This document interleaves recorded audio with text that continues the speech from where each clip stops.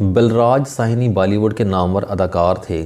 ایک وقت تھا جب سینما کا دوسرا نام بلراج ساہنی تھا اور بلراج ساہنی کو سینما کہا جاتا تھا۔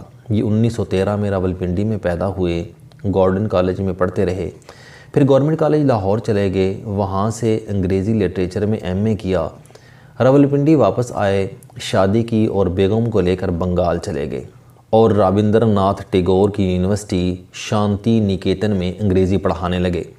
مہاتما گاندھی سے رابطہ ہوا، گاندھی جی نے انہیں لندن بھجوا دیا اور یہ BBC میں بھرتی ہو گئے۔ وہاں سے ان کا صداکاری اور اداکاری کا کیریئر شروع ہو گیا اور پھر بلراج ساہنی نے پیچھے مڑ کر نہیں دیکھا۔ ان کی فلمیں دھرتی کے لال، 2 بیگھہ زمین، چھوٹی بہن، قابلی والا، وقت اور گرم ہوا برصغیر پاک و ہند میں جدید سینما کی بنیاد ثابت ہوئیں۔ قیام پاکستان کے بعد ان کا خاندان بھارت شفٹ ہو گیا۔ بلراج ساہنی 1973 عیسوی میں ممبئی میں فوت ہوئے، لیکن یہ مرنے تک راولپنڈی اور لاہور کو یاد کرتے رہے۔ اداکاری کے علاوہ مصنف بھی تھے، انگریزی، ہندی اور اردو تینوں زبانوں میں روانی سے لکھتے تھے اور لوگ ان کی تحریریں بھی پڑھتے تھے۔ یہ 1962 عیسوی میں اپنے کیریئر کی پیک پر پاکستان کے دورے پر آئے تھے۔ گورنمنٹ کالج ان کا میزبان تھا۔ یہ 10 اکتوبر 1962 عیسوی کو لاہور پہنچے اور انہوں نے ریلوے اسٹیشن کے پلیٹ فارم پر لیٹ کر اس کی مٹی چوم کر اپنے وزٹ کا آغاز کیا۔ یہ پیدل چل کر گورنمنٹ کالج بھی پہنچے تھے۔ اس وقت یہ پاکستان میں بھی بہت مقبول تھے، چنانچہ ہر جگہ لوگوں نے ان کا کھلے دل سے استقبال کیا اور ان پر اپنی محبتیں نچھاور کیں۔ ڈاکٹر نذیر احمد اس وقت گورنمنٹ کالج کے پرنسپل تھے۔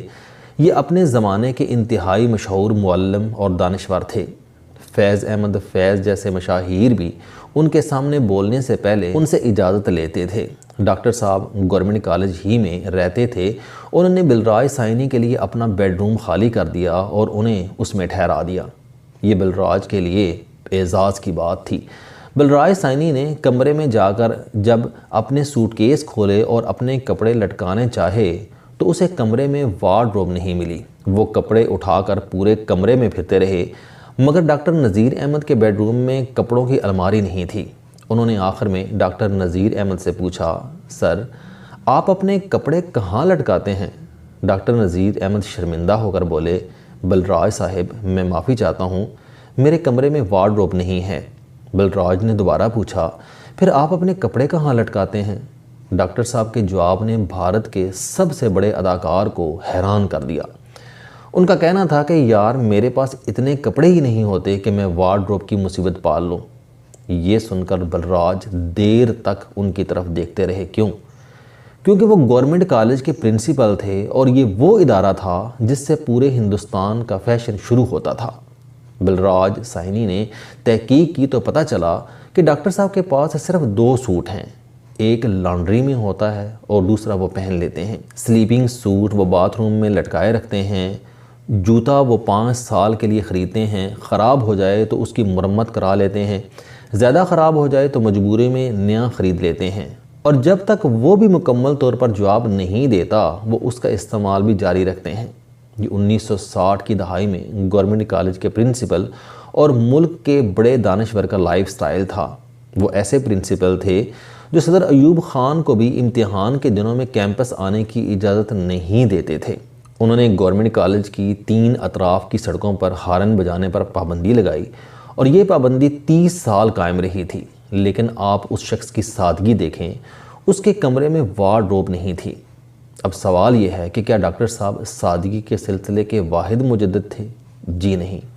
دنیا کا ہر بڑا انسان اور بڑا معاشرہ ڈاکٹر صاحب کی طرح سادہ ہوتا ہے۔ کیونکہ سادگی ذہانت کا آخری درجہ ہوتا ہے۔ انسانی ذہانت کے 5 درجے ہوتے ہیں۔ پہلے درجے کے انسانوں کو سمارٹ کہا جاتا ہے، دوسرے درجے میں ذہین لوگ آتے ہیں، یہ انٹیلیجنٹ ہوتے ہیں، تیسرے درجے میں بریلینٹ آتے ہیں، چوتھا لیول جینیس یعنی آئنسٹائن قسم کے لوگوں پر مشتمل ہوتا ہے، جبکہ انسانی ذہانت کا آخری درجہ سادگی ہوتا ہے۔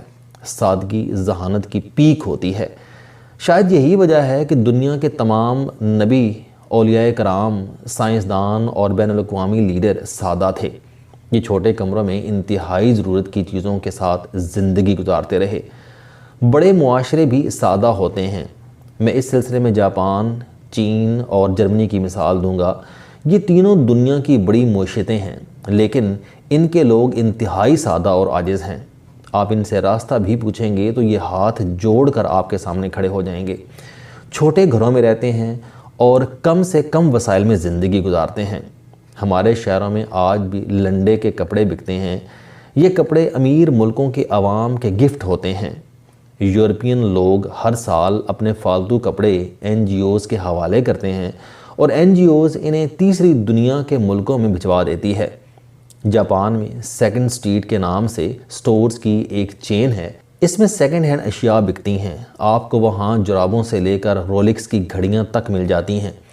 جاپانی لوگ تھوڑا عرصہ استعمال کے بعد اشیاء کو آدھی قیمت میں بیچ دیتے ہیں اور سٹورز انہیں دوبارہ فروخت کر دیتے ہیں اور انہیں استعمال کرتے ہوئے کسی کو برا نہیں لگتا۔ آپ کو یہ سادگی دنیا کے بڑے لوگوں میں بھی ملتی ہے۔ مرارجی دیسائی بھارت کے وزیر اعظم تھے۔ ان کے بارے میں مشہور تھا کہ ان کے پاس 2 پاجامے اور 3 کرتے تھے۔ یہ برسوں یہ کپڑے پہنتے رہے۔ جب وہ پھٹ گئے تو ان کی بیگم نے کرتے کاٹ کر رومال بنا دیے اور دیسائی صاحب باقی زندگی وہ رومال استعمال کرتے رہے۔ ایپل کمپنی کے بانی اور مالک اسٹیو جابز نے پوری زندگی جینز کی سستی پینٹ اور $10 کی سیاہ شرٹ پہنی۔ اس کے کمرے میں فرنیچر بھی نہیں تھا۔ وہ فرش پر سوتا تھا اور انتہائی تھوڑی اور سستی خوراک کھاتا تھا۔ مرنے کے بعد اس کی وارڈروب سے 3 جوتے، 2 پینٹس اور 5 گھسی ہوئی سلیو لیس شرٹس ملی۔ بل گیٹس کے کپڑے بھی سادہ اور سستے ہوتے ہیں۔ آپ اسے 3 رنگوں کے سستے سوٹ میں دیکھیں گے اور یہ سوٹس بھی برسوں استعمال ہوتے ہیں۔ وارن بفیٹ آج بھی پرانے گھر میں رہتا ہے، پرانے سوٹس پہنتا ہے اور $5.5 کا میکڈونلڈ کا برگر کھاتا ہے۔ دنیا کے اس وقت کے امیر ترین شخص ایلان مسک نے اپنے تمام گھر، جن کی مالیت تقریباً $134 ملین ہے، بیچ دیے ہیں اور اب اس کا کوئی ملکیتی گھر نہیں ہے۔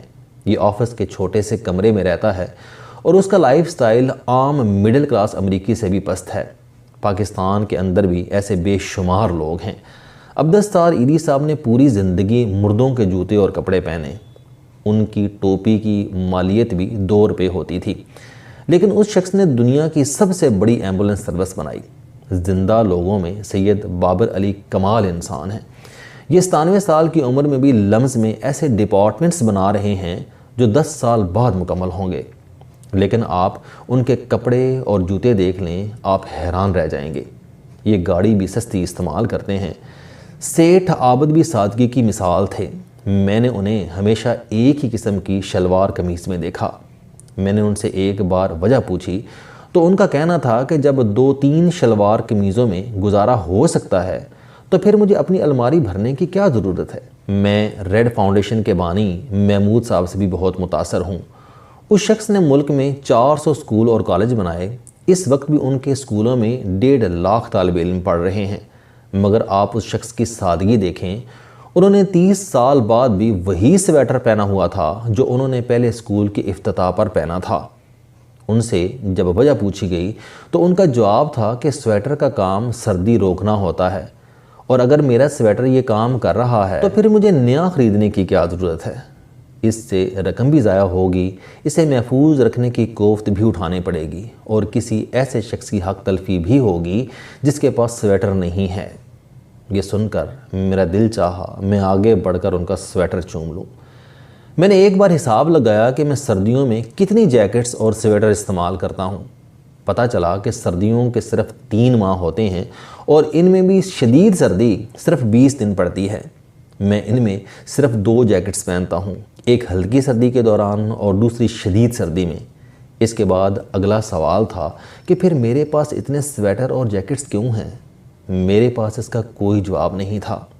یقیناً میں بھی ان لوگوں میں شامل ہوتا ہوں جن کی ذہنی افلاس ختم نہیں ہو سکی اور یہ وارڈروبز کو ناک تک بھر کر خود کو رئیس سمجھتے ہیں، اور وارڈروب بھرو کے اس کھیل میں یہ بھی بھول جاتے ہیں کہ وارڈروبز والے لوگ بڑے نہیں ہوتے، بڑے وہ ہوتے ہیں جن کے کمروں میں ڈاکٹر نذیر احمد صاحب کی طرح وارڈروبز نہیں ہوتی، کہ جانتے ہیں کہ ضرورتیں محدود ہوتی ہیں لیکن ہوس کی کوئی حد نہیں ہوتی۔